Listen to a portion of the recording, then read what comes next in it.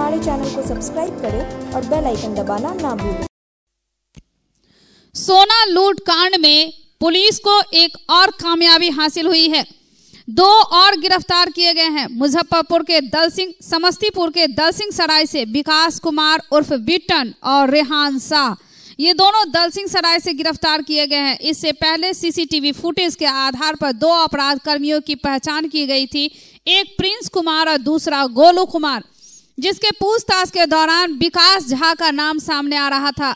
हालांकि इन दोनों से पूछताछ के बाद छापेमारी लगातार जारी रहा पुलिस का और अपराध कर्मियों की गिरफ्तारी होती रही।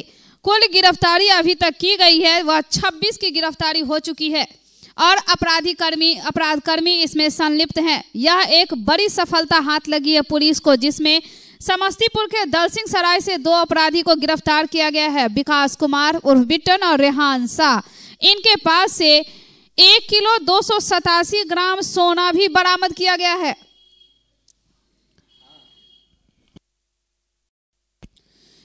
लूटे गए सोना का 3 हिस्सा किया गया था।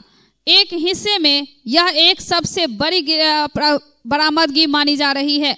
घटना के संबंध में बताते चले, नगर थाना अंतर्गत बड़ा बाजार स्थित अलंकार ज्वेलर्स में 9 दिसंबर को अज्ञात अपराधियों के द्वारा करीब 5 करोड़ से अधिक का सोना चांदी की लूट की घटना की गई थी। घटना के संबंध में नगर थाना में प्राथमिकी भी दर्ज किया गया था और घटना के उद्भेदन एवं अपराध कर्मियों की गिरफ्तारी हेतु टीम का गठन किया गया। सीसीटीवी के फुटेज एवं गुप्त सूचना के आधार पर घटना को अंजाम देने हेतु घटना की योजना बनाने एवं बाहर से आई अपराध कर्मियों को आश्रय देने वाले स्थानीय अपराध कर्मियों के संबंध में सूचना प्राप्त होने पर गठित टीम के द्वारा 11 दिसंबर की रात में मंडल लॉज मदारपुर एवं बेली पोखर मौलागंज के इलाके में छापेमारी कर कुल 7 लोगों की गिरफ्तारी की गई थी। भूषण सहनी, कन्हैया कुमार, केशव कुमार, राजकुमार, पवन कुमार, गणेश कुमार, राजू उर्फ साका और इस संबंध में लहरियासराय थाना में प्राथमिकी दर्ज की गई थी। भूषण सहनी के स्वीकारोक्ति बयान के आधार पर अमन मल्लिक को गिरफ्तार किया गया था। हाजीपुर में मनीष सहनी को इस कांड में रिमांड पर लिया गया। घटना में शामिल अन्य अपराध कर्मियों की गिरफ्तारी एवं लूटे गए सोना की बरामदगी हेतु जिला पुलिस एवं एफएसटी के द्वारा संयुक्त रूप से मुंगेर जिला पुलिस की सहयोग भी ली गई इसमें और विकास झा को मुंगेर से गिरफ्तार कर लिया गया। विकास झा के निशानदेही के आधार पर हाजीपुर जिला में लूटे गए सोना की बरामदगी हेतु समस्तीपुर पुलिस एवं एसएफटी के सहयोग से हेमंत झा के घर पर छापेमारी की गई। छापेमारी में हेमंत झा के घर जिसका वजन 300 ग्राम था वह बरामद हुआ।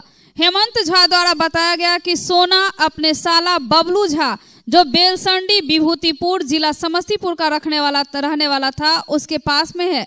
हेमंत झा के निशानदेही के आधार पर एसएफटी तथा समस्तीपुर पुलिस के सहयोग से छापेमारी की गई, जिसमें बबलू झा के घर से 126 ग्राम सोना बरामद किया गया, जिसे समस्तीपुर पुलिस को सौंप दिया गया। पूछताछ में यह बात भी सामने आई कि अलंकार ज्वेलर्स को लूटने की साजिश में भूषण सहनी, कन्हैया शाह, मनीष सहनी, विकास झा तथा रविंद्र सहनी शामिल थे। अपराध कर्मी विकास झा के द्वारा हाजीपुर तथा मुजफ्फरपुर के सोना के लूट के कांडों में नाम स्पष्ट हो जाने तथा पुलिस के पास फोटो वीडियो रहने के कारण घटना के दिन घटना स्थल पर उपस्थित नहीं रहकर पीछे से पूरी घटना को अंजाम देने में सहयोग की योजना बनाई गई थी। यह विकास झा जो मुख्य भूमिका निभा रहा था इस पूरे घटनाक्रम को, यानी वह अंदर नहीं गया लेकिन उसी के निशाने पर सभी अपराध कर्मी इस घटना को अंजाम दिए थे। विकास झा के स्वीकारोक्ति बयान के बाद पुलिस की टीम रुकी नहीं, वह लगातार छापेमारी करती रही और यहां लोगों का भी कई बार ताना उन्हें सहना पड़ा, लेकिन फिर भी पुलिस अपना कर्तव्य पर, अपने ड्यूटी पर डटी रही और एसएफटी की टीम इन्हें सहयोग करती रही। और इसके बाद सीसीटीवी फुटेज के आधार पर जो ग्रीन कलर का टी शर्ट पहने हुआ था वह प्रिंस कुमार था और जो लाल कलर का जैकेट पहने हुआ था वह गोलू कुमार था। यानी सीसीटीवी फुटेज पर स्पष्ट उसकी पहचान हो गई और उसके पहचान के आधार पर उसकी गिरफ्तारी की गई। 2 आरोपी गिरफ्तार किए गए थे। गोलू पासवान जो कि दलसिंह सराय से, प्रेम कुमार भी वह बहादुरपुर थाना जिला समस्तीपुर को दिल्ली में छुपे रहने की सूचना प्राप्त हुई थी, जो कि नाम बदल कर वहां रह रहा था और वहां अपना एक 4 व्हीलर भी लेकर गाड़ी से वह घूम रहा था, जिसके सत्यापन एवं गिरफ्तारी हेतु माननीय न्यायालय से वारंट प्राप्त कर एक टीम जिला पुलिस FST को दिल्ली भेजा गया। दिल्ली गई टीम के द्वारा लगातार अपराध कर्मियों के छुपे होने वाले स्थलों की रैकरी करते हुए काफी मेहनत कर दिल्ली के बादली से जिला पुलिस एवं SFT के द्वारा संयुक्त रूप से कार्रवाई करते हुए गोलू पासवान और प्रेम कुमार यानी प्रिंस को गिरफ्तार कर लिया गया। गिरफ्तारी के पश्चात इनको 8 फरवरी को माननीय न्यायालय में उपस्थित किया गया, जिसके पश्चात माननीय न्यायालय द्वारा इन दोनों को न्यायिक हिरासत में भेजा गया। 9 फरवरी को माननीय न्यायालय की अनुमति लेकर पूछताछ की गई और पुलिस रिमांड पर लिया गया। पुलिस रिमांड पर लेकर पूछताछ के दौरान गोलू पासवान के द्वारा लूटे गए सोना में अपना हिस्सा समस्तीपुर जिला के दिलसिंह सराय थाना क्षेत्र में अपने दोस्त के यहाँ छुपाने की बात बताई गई और जिसके आधार पर 10 फरवरी को समस्तीपुर दिलसिंह सराय थाना क्षेत्र में छापेमारी करते हुए विकास कुमार उर्फ बिट्टन और रेहान शाह को गिरफ्तार कर लिया गया। रेहान शाह सोनापट्टी के घर से 1 किलो 287 ग्राम सोना बरामद भी हुआ। यानी अब तक इसमें लूट कांड में जो बरामदगी हुई है वह कुल सोने की बरामदगी हुई है तो 2 किलो 759 ग्राम हीरा लगाकर सोना 71 पीस, बरामदगी की राशि 30,89,500 रुपया, देसी कट्टा 2 पीस, गोली 4 पीस, गांजा 200 ग्राम, नशे की गोली 20 पत्ता और घटना में प्रयोग किए गए मोटरसाइकिल, मोबाइल सेट, ये सभी बरामदगी हुई है। यानी इस घटना में पुलिस को एक बड़ी कामयाबी मिली है। कुल 26 अब तक गिरफ्तार किए गए हैं और की गिरफ्तारी अभी बाकी है और सोने की बरामदगी भी बाकी है। यानी 3 हिस्सा इसका लगा था, जिसमें से अब तक जो बरामदगी हुई है वह सबसे बड़ी सफलता मानी जा रही है। 1 किलो 287 ग्राम सोने की बरामदगी हुई है। अभी पूछताछ जारी है और उसी के आधार पर शेष अपराध कर्मियों की भी गिरफ्तारी जल्द कर ली जाएगी। अजय कुमार महतो मर्डर केस में परिजनों ने घंटों बवाल काटा। नगर निगम मेन सड़क को जाम कर दिया। पुलिस और प्रशासन के खिलाफ जमकर नारेबाजी की, आगजनी किया। सूचना मिलने पर नगर थाने की पुलिस पहुंची। लाश को कब्जे में लेकर पोस्टमार्टम के लिए भेजा गया। पारिवारिक लाभ से सदर SDO राकेश कुमार गुप्ता भी वहां पहुंचे और पारिवारिक लाभ से राशि दी गई। लाश को पोस्टमार्टम के लिए DMCH भेजा गया। घटना के संबंध में बताते चले कि अजय कुमार महतो नगर थाना क्षेत्र के सेनापत मोहल्ला निवासी राम बाबू महतो का पुत्र था, जो कि 1 फरवरी से ही लापता था और 4 फरवरी को इसकी गुमशुदगी की रिपोर्ट दर्ज की गई थी नगर थाने में। 9 फरवरी को CM आर्ट कॉलेज के पीछे बागमती नदी किला घाट से इसकी लाश बरामद हुई थी और वह भी संदिग्ध अवस्था में। इसके हाथ और पांव बांध दिए गए थे, पूरे बॉडी को बांध दिया गया था और जब यह लाश मिली इलाके में सनसनी फैल गई। लोग इसके हत्या के पीछे कई लोगों का नाम सामने आया था। हालांकि गोपनीय रूप से कुछ लोगों को हिरासत में लेकर पूछताछ भी की जा रही है। स्थानीय लोगों का कहना है कि जब इसकी गुमशुदगी की रिपोर्ट दर्ज कराई गई थी प्राथमिकी में, यदि अगर पुलिस खोजबीन करती, छानबीन करती तो शायद अजय कुमार महतो बच सकता था, लेकिन पुलिस की निष्क्रियता के कारण यह मारा गया। 1 तारीख के 4 बजे 4:30 पे कॉल किया है। उसके बाद गया, उसके बाद फिर कॉल किया, उसके बाद कितना कॉल किया, उसके बाद 4 बजे तक यहाँ पर था। उसके बाद 5-6 बजे से नहीं। मुझे कॉल आया था किसी का, लड़का बैठा हुआ था, बोला कि ठीक आ रहे। उसी दिन से लड़का गायब हुआ। अभी तक 9 तारीख को शाम में 3 बजे में लाश मिला है नदी में। लाश मिलने पर लड़का लोग निकाल रहा था बच्चा लोग, तो पुलिस का बोलता है कि इसको ना दहा दो, आगे कर दो लाश को। किसका है नहीं है, मतलब कि मेरे ऊपर नहीं पड़े है। केस ना पकड़ के चले जाए लहरिया करा इधर का। कोई पुलिस 9 दिन का दौर है थाना पे, कोई कुछ नहीं सुनता है। पुलिस सब बोलता लड़का लोग यूपी में भागा नहीं है। अभी लोग निकाल उकाल करके दिए हैं, 2 मुंह पर बुलाए, वहाँ से लेकर के गया पोस्टमार्टम के लिए। बीमार नहीं रहा लाचार, हो रहा मुफ्त उपचार। हड्डी नस रोग से संबंधित गंभीर बीमारियों का मुफ्त में इलाज। इंतजार किसका, जाएं सर्राफ ऑर्थो एवं स्पाइन सेंटर और दर्ज कराएं प्रधानमंत्री जन आरोग्य योजना में अपना नाम।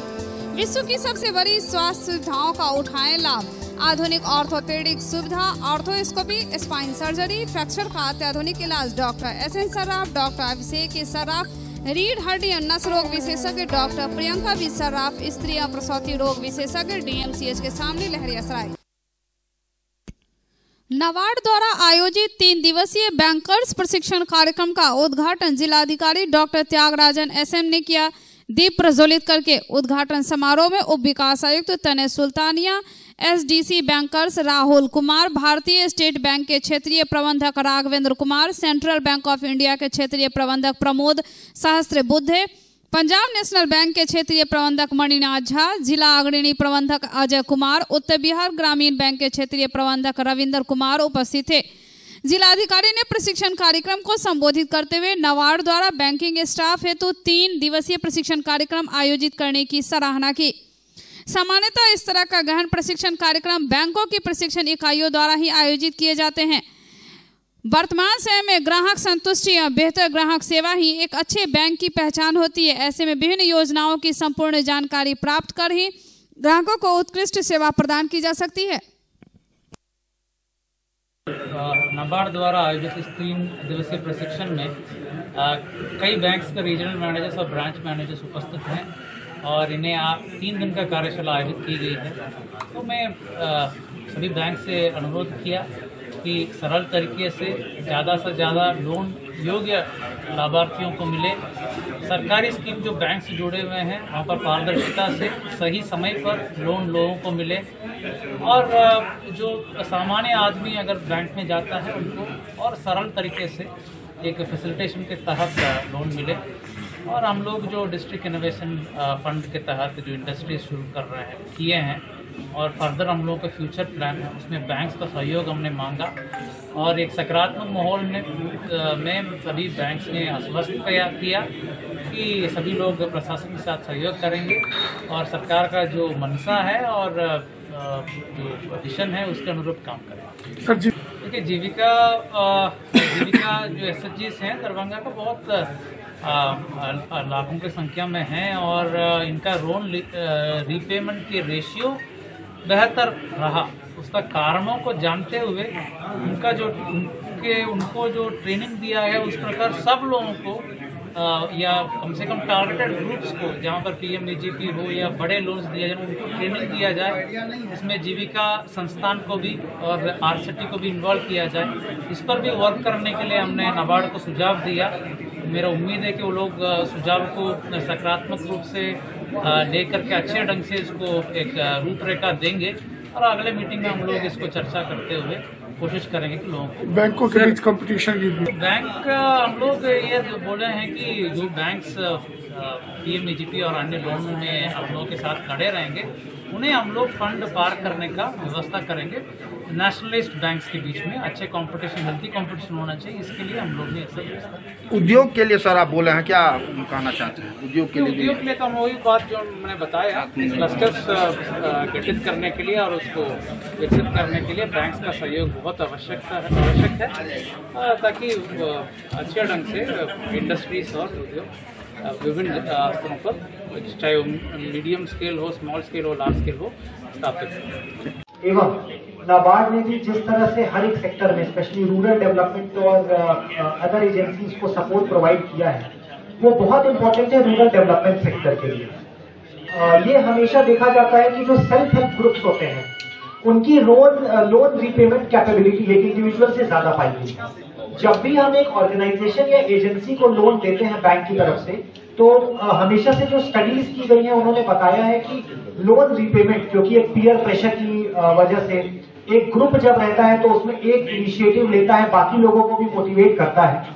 तो जब हम किसी सेल्फ हेल्प ग्रुप या एजेंसी को लोन देते हैं तो उनकी रीपेमेंट क्षमता एवं उस लोन को यूज करके आगे बढ़ने की क्षमता ज्यादा होती है कि इंडिविजुअल को देने से, जिसमें सभी बैंक्स ने एवं नाबार्ड ने आगे बढ़ चढ़कर कार्य किया है। जिला की तरफ से भी अभी जो एक योजना आदरणीय जिला पदाधिकारी महोदय की तरफ से भी हमें काफी सपोर्ट मिला, उन्होंने इसको आगे एकदम पुश किया है, जो जिला औद्योगिक नव परिवर्तन योजना है, जिसमें हमने 5 क्लस्टर्स को, समूह को इनोवेशन के तहत जो हमारे कोविड के समय बाहर से कामगार मजदूर आए थे उनको एलएलपी के थ्रू जोड़कर, जो बिहार सरकार की एक महत्वाकांक्षी योजना है, उसके तहत हमने मखाना प्रोसेसिंग, रेडीमेड गारमेंट्स, फर्नीचर के लिए, मिथिला मास्क के लिए एवं पेवर ब्लॉक के लिए क्लस्टर शुरू किए हैं।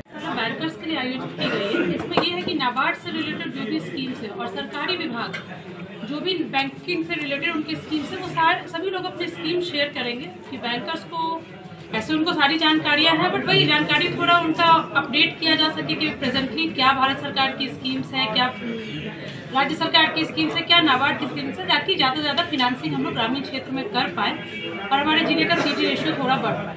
3 दिनों तक ठीक है। अभी जो भारत सरकार की 2 महत्वाकांक्षी योजना शुरू हुई है, कृषि आधारभूत संरचना योजना और कृषक उत्पादक संगठन योजना, जो मुख्यमंत्री जी ने अनाउंस किया था, तो माननीय प्रधानमंत्री जी ने, तो उन दोनों पे भी चर्चा की जाएगी।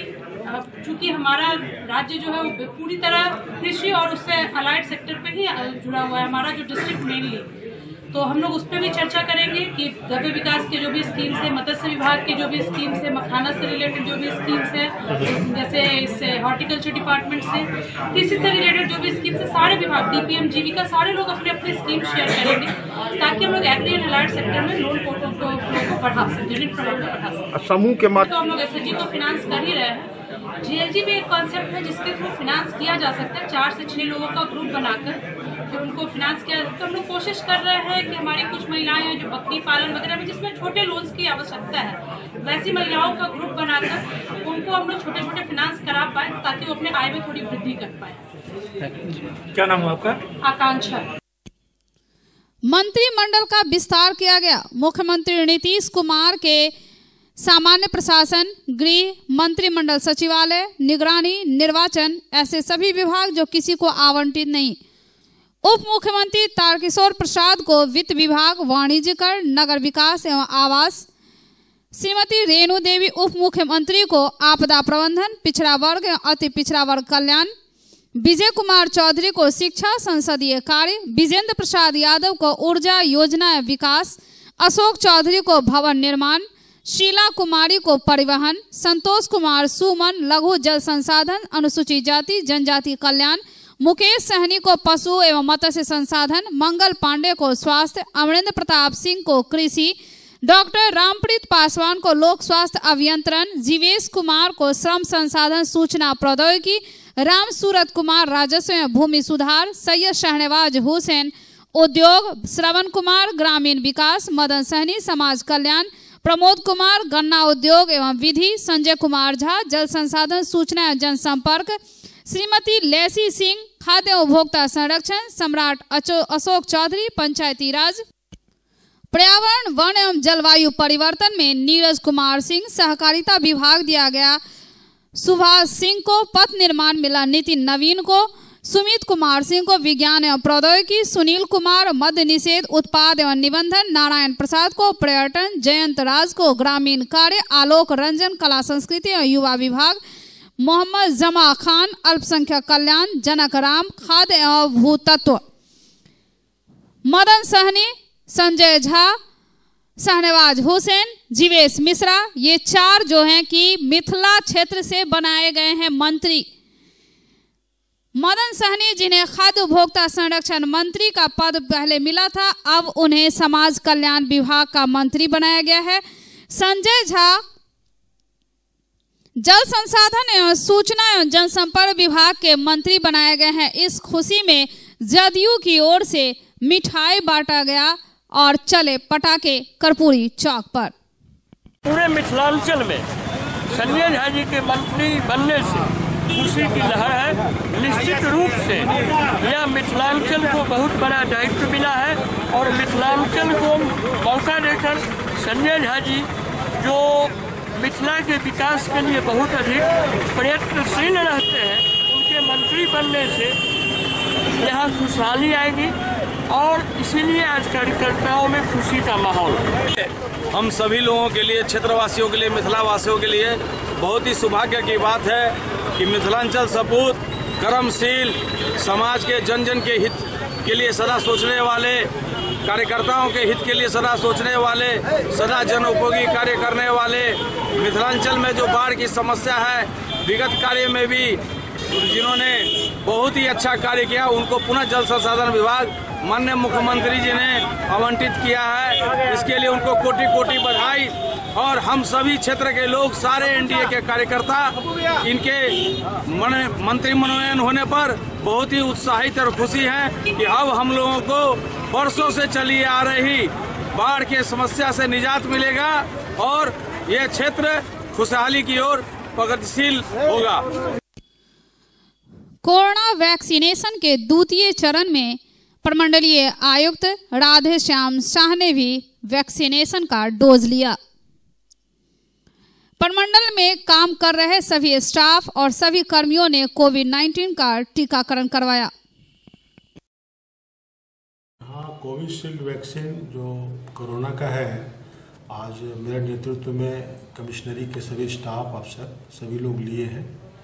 पहले ही कलेक्टर लोग, जिलाधिकारी लोग ले चुके हैं और ये बहुत सफल पूर्वक चलाया जा रहा है। सभी लोग को अच्छा से इसको दिया जा रहा है। कई लोग इसको लेने से डरते हैं या कतराते हैं? नहीं, कोई ये पूरा सुरक्षित है। हम लोग भी लिए हैं और सभी लोग ले रहे हैं। ये बहुत सुरक्षित वैक्सीन है। सभी लोग को जिसका नंबर आएगा उनको लेना चाहिए। एक बार चार्ज करें, 80 किलोमीटर चलाएं। I am electric, I am the future. No licence, no registration, no insurance, no pollution. Only Yuvraj hero electric. Hero electric करें सालाना 36,000 रुपये से भी ज़्यादा की बचत।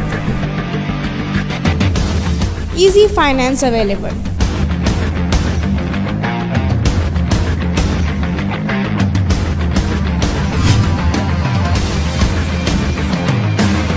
हीरो इलेक्ट्रिक की बैग 37,000 से लेकर के 96,000 तक नई नई मॉडल उपलब्ध है। एक बार अवश्य पधारें।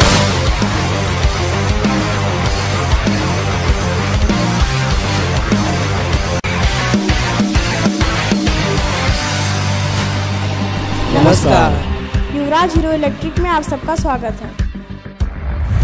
युवराज hero Electric, Saidnagar, Acme road, Laheriasarai, Darbhanga.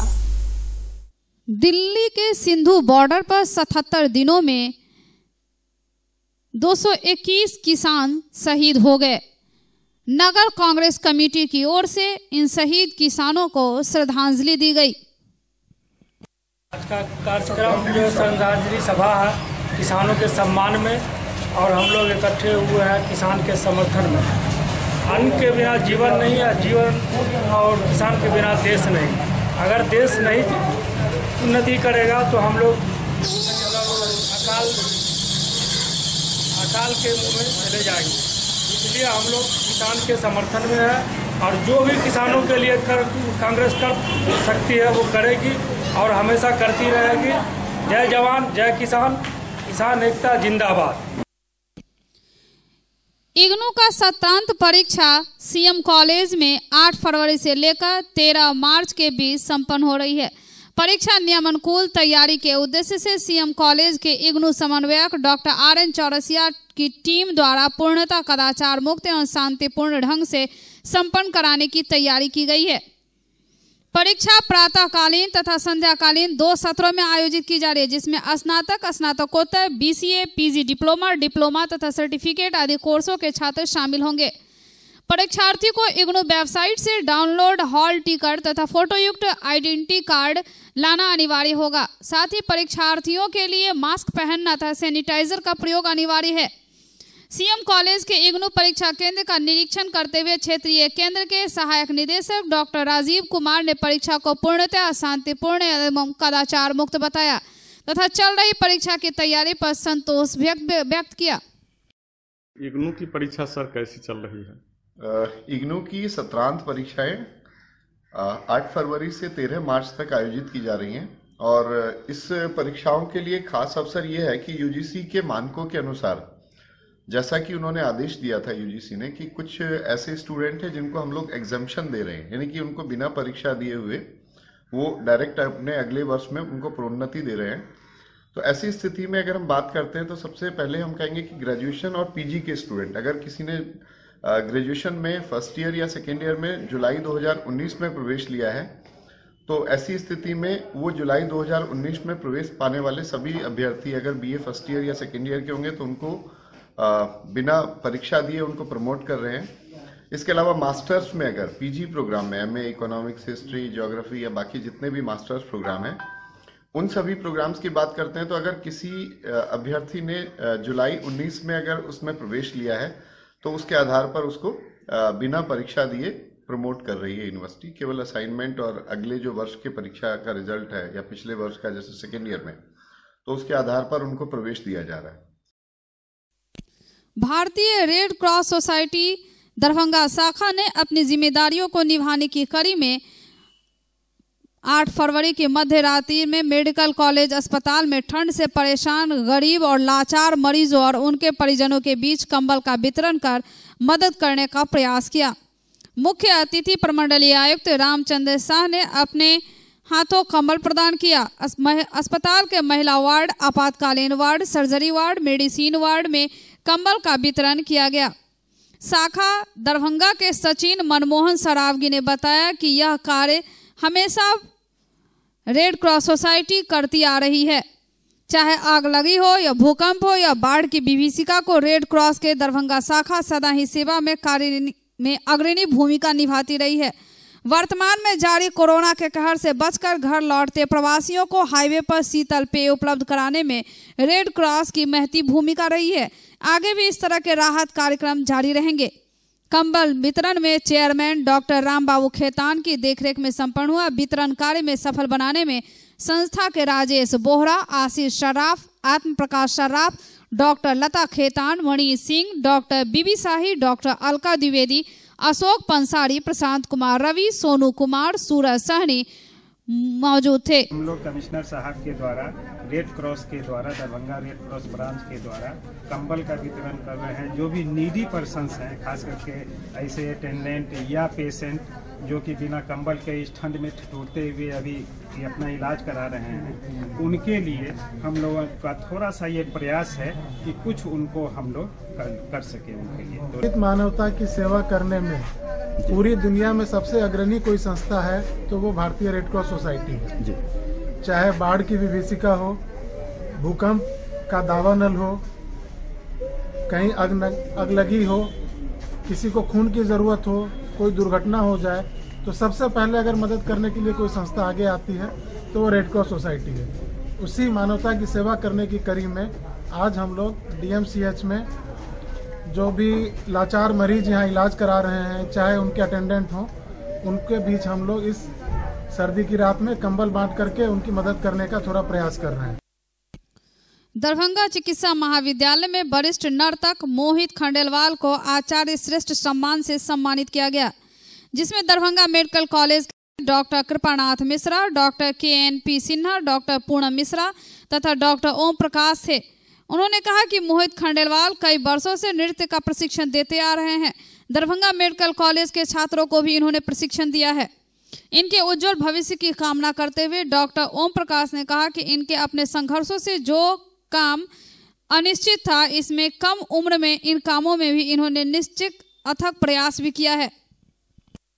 मोहित खंडेलवाल एक बहुत ही जाने माने प्रसिद्ध आर्टिस्ट हैं और ये हमारे महाविद्यालय में पिछले कई सालों से आकर के विद्यार्थियों को, खास करके CFD में, फाउंडेशन कोर्स में सब लोगों को बताते हैं और सारे बच्चे इनसे प्रसन्न रहते हैं कि इन्होंने बहुत अच्छी तरह से शिक्षा दी है। मोहित खंडेलवाल को हार्दिक शुभकामना देता हूँ, बधाई देता हूँ।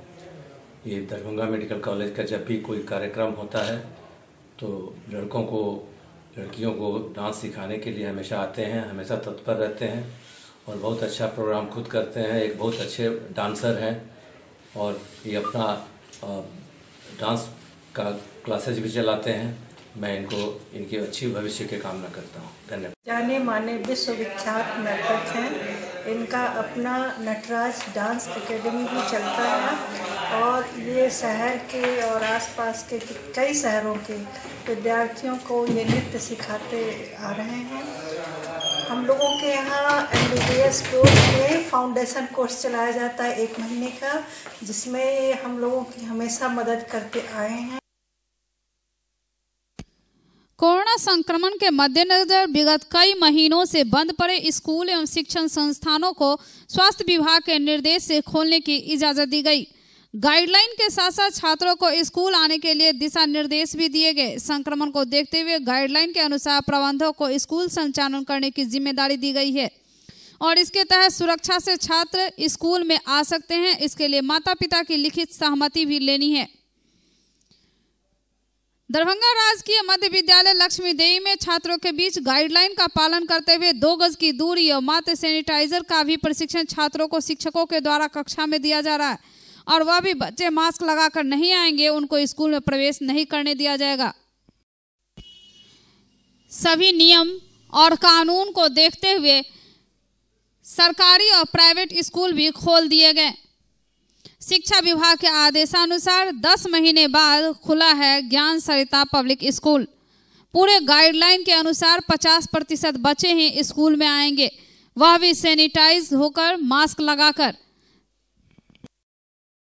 मैंने विभागीय निर्देशानुसार अभिभावक की सहमति से बच्चे लगभग 11 महीनों के बाद विद्यालय आए हैं और विभागीय निर्देशानुसार दिनांक 8 फरवरी से ही विद्यालय संचालित है, जिसमें कक्षा 6 से 8 के बच्चे भाग ले रहे हैं। वे मास्क पहनकर विद्यालय आ रहे हैं और जो बच्चे मास्क पहनकर नहीं आते हैं उन्हें भी मास्क पहन आने की सलाह दी जाती है और उनके हाथों को सैनिटाइज किया जाता है। यहाँ विद्यालय परिसर और मुख्य द्वार, वर्ग कक्ष का प्रवेश द्वार, वर्ग कक्ष, परिसर, शौचालय, इस सब को सैनिटाइज किया गया है ताकि कोविड-19 का प्रसार नहीं हो सके। जी कौन सी जगह है ये मिडिल स्कूल मरतौल बाजार दरभंगा नगर। सर आपका शुभ नाम? मेरा नाम राजकुमार प्रसाद, मैं प्रधानाध्यापक। आज 10 महीने के बाद, लगभग 10 महीनों के बाद अपना विद्यालय ज्ञान सरिता पब्लिक स्कूल रोहेलागंज हैदराबाद का मैं प्रिंसिपल अमरनाथ शाह, मुझे बहुत खुशी हुई और बच्चों में काफ़ी जिज्ञासा, अभिभावक में भी बहुत जिज्ञासा है। अभिभावक बच्चों को छोड़ने आए हैं और उन्होंने देखा कि हमारी व्यवस्था, अभिभावक धीरे धीरे गेट पर आए, सबको एक कतार में दूरी बना के हमने प्रवेश करवाया। बच्चे को गेट पर ही हमने सैनिटाइज किया, मास्क चेक किया और थर्मल स्क्रीनिंग से उसका टेम्परेचर नापा। बच्चे को क्लास में बैठाने के लिए हमने एक बेंच छोड़ के दूरी बना के ही बैठाया है। शिक्षक और बच्चों को मास्क कंपलसरी कर दिया और क्लास को कल भी सैनिटाइज किया गया और आज भी क्लास स्टार्ट होने से पहले सैनिटाइज किया गया। लंच वक्त भी क्लास को फिर सैनिटाइज किया जाएगा। यानी साफ सुथरा पर काफ़ी ध्यान दिया गया है। Global health care and diabetes research centre, जो बिहार में पहला अंतर्राष्ट्रीय तकनीक एवं आधुनिक सुविधाओं से लैस सुपर स्पेशलिटी डायबिटीज केंद्र है, जहां एक छत के नीचे डायबिटीज से संबंधित सारी सुविधाएं मौजूद हैं, जैसे कि diabetes heart care, diabetes eye care, diabetes neuro care, diabetes foot care, diabetes pharmacy और डायबिटीज प्रयोगशाला। पता जीसस एंड मैरी स्कूल के पास, रहमगंज, दरभंगा, बिहार। नरक निवारण चतुर्दशी के अवसर पर विभिन्न मंदिरों और शिवालयों में लगी भक्तों की भारी भीड़। शिवलिंग पे जलाभिषेक के साथ ही पूजा अर्चना किया गया।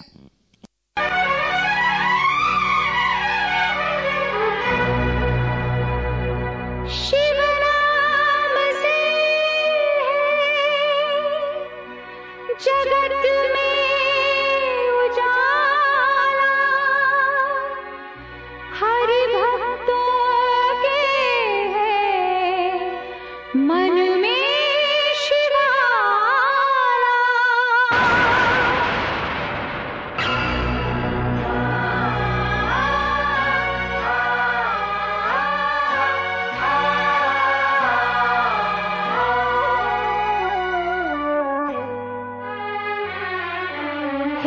शंभु बाबा मेरे भोलेनाथ, तीनों लोक में तू ही तू, श्रद्धा सुमन मेरा मन बेल पत्री, जीवन भी अर्पण कर दो। हे शंभु बाबा मेरे भोलेनाथ, तीनों लोक में तू ही तू, श्रद्धा सुमन मेरा मन बेल पत्री, जीवन भी अर्पण कर दो। हे शंभु बाबा मेरे भोलेनाथ, तीनों लोक में तू ही तू।